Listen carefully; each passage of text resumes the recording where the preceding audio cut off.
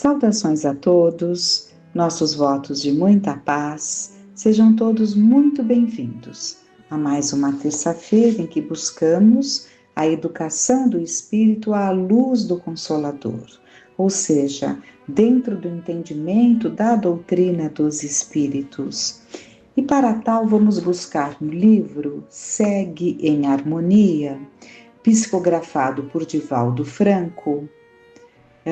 E o texto é da Joana de Ângeles, do Espírito Joana de Ângeles, com comentários da Sueli Calda Schubert. Então vamos pegar o capítulo 7º, Dissidências. Então o que seria dissidência? É uma desavença, conflito, divergência de opiniões, né? Então dissidência quer dizer isso. E o tema é dissidências, então são as divergências de opiniões, situações naturais, normais, né? Aliás, até saudáveis, mas que é preciso que se tome os cuidados necessários. E vamos ver então. Sempre houve e ainda, por muito tempo, haverá dissidentes em relação aos conceitos de qualquer natureza apresentados à sociedade. Em razão dos diferentes níveis de consciência em que estagiam as criaturas humanas, inevitavelmente cada qual levará em consideração qualquer ideia ou proposta cultural, científica, moral, religiosa, filosófica ou artística, conforme a sua capacidade de a entender. Então, esse é o ponto. Nós analisamos tudo dentro da capacidade do nosso entendimento. E muitas vezes a nossa acomodação faz com que entendamos como o outro nos orienta a entender, sem que aquilo tenha nascido de uma construção na busca do entendimento nosso, né? Mas continuando. Inutilmente se proporá unidade no conhecimento a fim de facilitar a compreensão da mensagem, porque a capacidade de entendimento dos adeptos, por ser muito diferente uma da outra, alterará o seu conteúdo, adaptando-o à própria forma de pensar e aos recursos que lhe estão disponíveis para a viver, né? Então, uma colocação que é feita, né? Uma explanação é feita com determinado tema abordado e todos ouvem, mas cada um ouvirá e assimilará de acordo com a sua condição e ainda mais com seu desejo próprio. Muitas vezes nós amoldamos aquilo que nós estamos ouvindo para uma resposta aos nossos anseios, aos nossos desejos. Nós adaptamos o que ouvimos. É impressionante, mas é isso que acontece, né? As páginas mais belas do pensamento cultural começam a sofrer debates e dissidências logo que são divulgadas, dando lugar a variações de escolas de interpretação que mais tarde transformam-se em núcleos de combate. É compreensível que haja divergência opinativa e de interpretação, não, porém, justificáveis a divisão da unidade, a luta presunçosa pela posse total da verdade. Sucede, porém, que neste momento o egoísmo predomina e cada indivíduo, acreditando-se superior aos demais, elege para si mesmo a primazia da interpretação, não raro superando o autor da ideia. Autoconsiderando-se privilegiado pelos deuses da presunção, adapta quase tudo quanto ouve e participa à sua maneira de entender, estabelecendo normativas de interpretação que muitas vezes são mais confusas do que a ideia em discussão. né? Então, essas coisas se sucedem, como está sendo dito aqui, porque o egoísmo predomina. E cada um de nós, né, o indivíduo acredita-se superior aos demais, com a primazia da interpretação adequada. Por isso que surgem tantas situações. E hoje que tudo pode ser colocado, salta aos nossos olhos, né, todo esse quadro que está se nem falarmos desenhando, né, porque já está mais do que desenhado. Esse comportamento satisfaz, porque é uma forma de exaltação do ego e uma conduta extravagante que chama a atenção dos demais como resultado imediato dos conflitos que lhe predominam no mundo íntimo. Observa como os discendentes apresentam-se na condição de conhecedores de tudo, subestimando os demais e comportando-se como verdadeiros proprietários da cultura.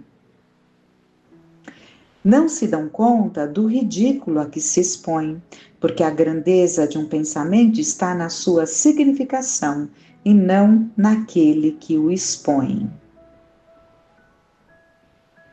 Até repetindo, observa como os dissidentes apresentam-se na condição de conhecedores de tudo, subestimando os demais e comportando-se como verdadeiros proprietários da cultura.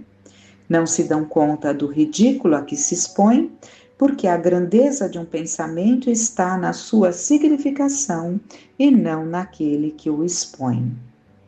Em razão do alto significado de que o pensamento se reveste, torna o seu autor respeitável por havê-lo elaborado, especialmente se o vivenciou durante a sua existência. A grandeza de uma ideia manifesta-se no bem que proporciona, de forma a auxiliar o ser humano a crescer moral e espiritualmente na sua inexorável marcha em busca da perfeição. Não se estranhem, portanto, os comportamentos dissidentes em todos os segmentos sociais e campos de conhecimento em que estagia a humanidade. Tudo que lemos, tudo que buscamos aprofundar, esses conhecimentos todos que nos levam até a conhecermos, buscarmos entender a psicologia humana, né? A mente humana nas suas mais variadas manifestações, tudo isso deve fazer com que entendamos a situação que vivemos, porque estamos percebendo claramente tudo que está no nosso entorno, mas ao mesmo tempo que isso nos sirva de uma grande lição para abafarmos um pouco o nosso ego, né? Porque tudo que lemos nós temos que trazer para nós, porque de uma forma mais acentuada, um pouco menos acentuada, mas não tenhamos dúvida de que todos nos enquadramos em algum momento nessas condições, em tudo isso que nos é ensinado. Após haver alcançado o despertar, o príncipe Siddhartha Gautama ensinou a compaixão, estabeleceu as diretrizes severas para a superação do sofrimento e a conquista da paz interior, iluminando vidas incontáveis que, nas suas palavras e exemplos, encontraram a razão única para a existência. Não obstante, ainda em vida física, viu seu pensamento ser deturpado, adaptado a comportamentos cômodos, incapazes de seguir a orientação libertadora de que ele fora portador. Então, ele ainda estava encarnado e ele viu seu pensamento todo deturpado. Então, tudo aquilo que ensinou, né, dedicou toda a sua vida, né, para iluminar vidas e vidas incontáveis com seu amor que envolvia a todos, mas ele ainda em carne, né? Ele viu seu pensamento ser todo deturpado, adaptado a comportamentos cômodos, incapazes de seguir a orientação libertadora de que ele fora portador. Nós sabemos que o Buda é um precursor do Cristo, né? Ele veio abrir ali para aquele povo da sua região esses ensinamentos, né? Os ensinamentos que ele trazia, preparando a vinda do Cristo e levando aquele povo o conhecimento da reencarnação, né?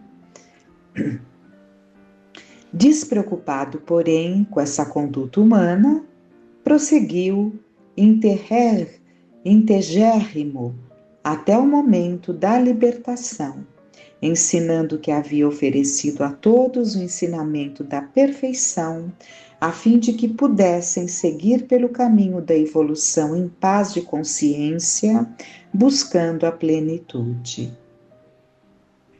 Sócrates, por sua vez, também um outro precursor do Cristo, né? Que vem uns 395 anos antes de Jesus. Então, Sócrates, por sua vez, sempre demonstrando ser aprendiz da vida e nada saber, pugnou, e pugnar quer dizer, ele travou um combate, né? Pugnou pela austeridade moral, pelo respeito às leis de sua querida Atenas, inclusive aquela que lhe encerrava a existência física. Dedicando-se totalmente à sabedoria, não se preocupou com riquezas materiais, jamais cobrou dos amigos e discípulos qualquer retribuição, vivendo conforme escutava as orientações do seu daimon. Então, Sócrates dizia que ele tinha um espírito, né, um gênio, que lhe falava.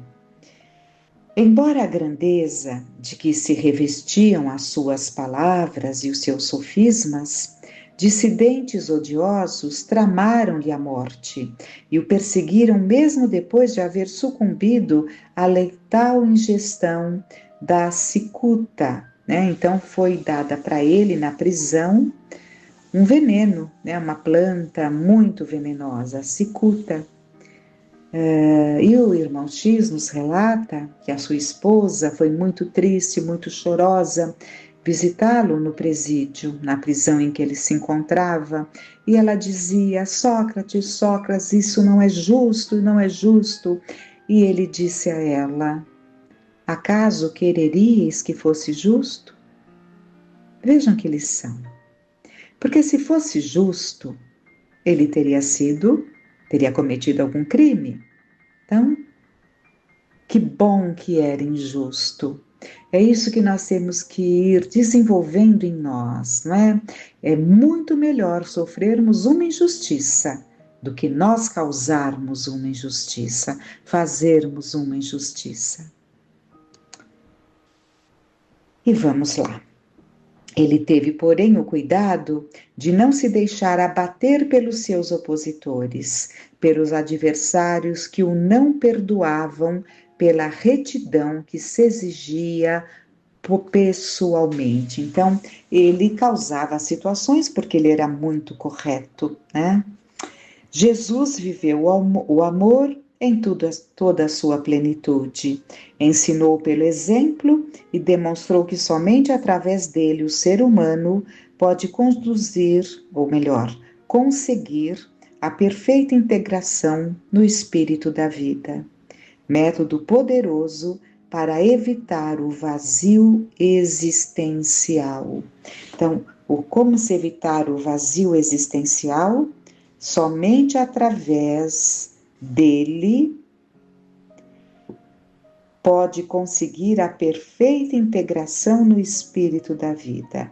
Através de quem? Do amor que Jesus viveu em toda a sua plenitude. E demonstrou que somente através do amor o ser humano pode evitar o vazio existencial.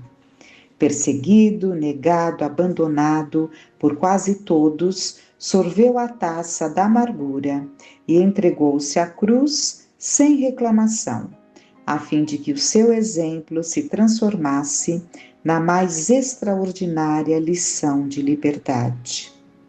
Pouco tempo depois de sua morte, os dissidentes começaram a criar correntes de pensamento e a fazer interpretações absurdas em torno de sua palavra, o que deu lugar às terríveis perseguições, aos ódios e lutas renhidas de uns contra os outros, todos, porém, convencidos de que eram fiéis ao Senhor, né? Então, nossa, se nós pensarmos em tudo que começou lá nas cruzadas e tem seguimento até hoje, né? Ainda não resolvido aquele conflito que começou lá nas cruzadas. Então, quantas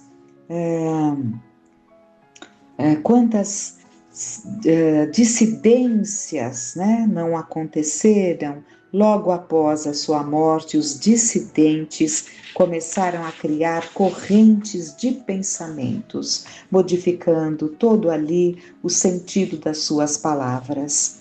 E o Espiritismo, embora ele tenha vindo de uma forma muito clara, porque ele nos ensina os ensinamentos de Jesus, sem as alegorias, sem as figuras de linguagem, as metáforas, né? Ali tão utilizadas por Jesus nos seus ensinamentos, intencionalmente, né? E ele, com a linguagem clara, seria de supormos que não haveria desentendimentos ou leituras diversas, porque está muito claro. No entanto, tomemos muito cuidado com tudo que nos chega, especialmente nesses tempos em que tudo nos chega com muita facilidade. Não nos deixemos arrastar por coisas sem sabermos a fonte, a idoneidade de quem está nos passando, né? É melhor ficarmos com menos, né? Menos fontes de pesquisas, mas que elas sejam verdadeiras, seguras. Então, cuidado, porque o que temos visto aí de colocações, de que o Espiritismo precisa ser reformulado, que ele não está antiquado para os tempos modernos, e muitos vão embarcando nessas novidades. Sendo que o Espiritismo ele não veio para o tempo de Kardec, ele veio para um tempo além do nosso, porque muito que está, quantas coisas que estão escritas no Livro dos Espíritos, que foi o primeiro livro, nós ainda não alcançamos. Nós pensamos que já temos o entendimento de todas aquelas 1000 e poucas questões que Kardec fez aos espíritos, mas o nosso conhecimento ainda é raso. Muita profundidade ainda alcançaremos nas leituras futuras, conforme formos ali ampliando o nosso leque, né? A nossa condição de percepção e de entendimento. Continuando então, depois dele, Francisco de Assis, não, depois de Jesus, Francisco de Assis assumiu o papel de reedificador da Igreja do amor e da caridade, do perdão e da humildade, da santificação pela entrega total ao seu exemplo, e atraiu multidões famintas de paz e sedentas de renovação interior. Apesar disso, ainda durante a existência debilitada, viu a sua ordem, que é dos franciscanos, né, ser assaltada pelos dissidentes que passaram a esconjurá-lo, a amenizar a severidade da sua conduta, a voltar ao século entre o conforto e a malversação dos valores morais abraçados por ele até a desencarnação, né? Então, esconjurar seria afastar, distanciar-se. Então, apesar disso, Ainda durante a existência debilitada, viu a sua ordem ser assaltada pelos dissidentes que passaram a esconjurá-lo, afastá-lo, a amenizar a severidade da sua conduta, a voltar ao século entre o conforto e a malversação. Então, voltar ao século é voltar ao mundo, à materialidade do mundo, voltando ali ao conforto, desvirtuando tudo aquilo que ele tinha trazido como a simplicidade, que deveria ser o exemplo de vida, mostrando que naquela simplicidade, aquele que buscasse esse caminho, era dentro dela que ele deveria viver. Não estranhes, portanto, nas fileiras da doutrina espírita, agora vamos ao espiritismo, os dissidentes, aqueles que não se adaptam aos conteúdos sublimes de que é portadora, antes a adaptando às suas comodidades e presunções, gerando dificuldades, separatismos, exclusivismos, animosidades. Segue, porém, a codificação, conforme a recebeste de Allan Kardec e dos guias da humanidade, sendo-lhes fiel. No atual estágio do planeta, de provas e expiações, as dissidências demonstram quanto ainda se necessita de processar o amor no coração, a bondade nos sentimentos, o respeito na conduta e a fraternidade entre todos os atos e momentos da existência. Recorda-te desses mensageiros que anteciparam Jesus ou vieram depois, assim como ele próprio, vivendo no silêncio das suas reflexões, de modo que possas comportar-te conforme ele se conduziu, imitando-o nas mais diversas situações em que te encontres.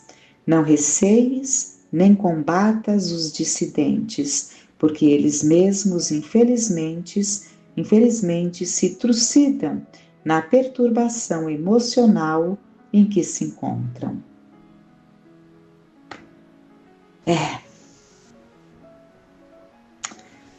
E para finalizar, vamos pegar aqui o ensinamento de Allan Kardec que encontramos no Livro dos Médiuns.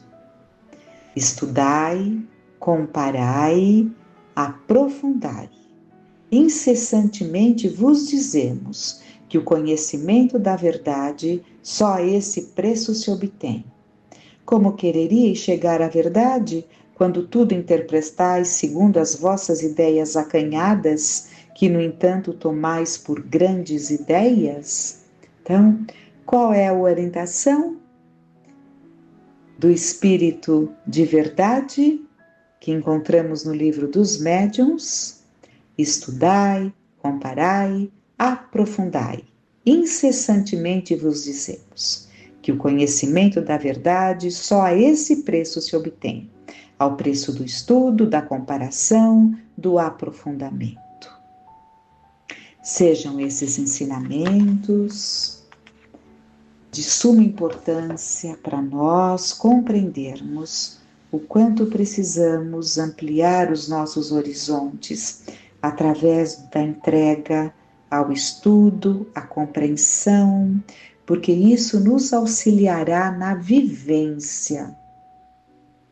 É preciso que se busque essa amplidão, essa lucidez que nos leva à experiência, à vivência no bem. Que Deus, na sua infinita bondade, Jesus, nosso Mestre, nos envolva em dúlcidas vibrações amorosas. Que fiquemos em paz.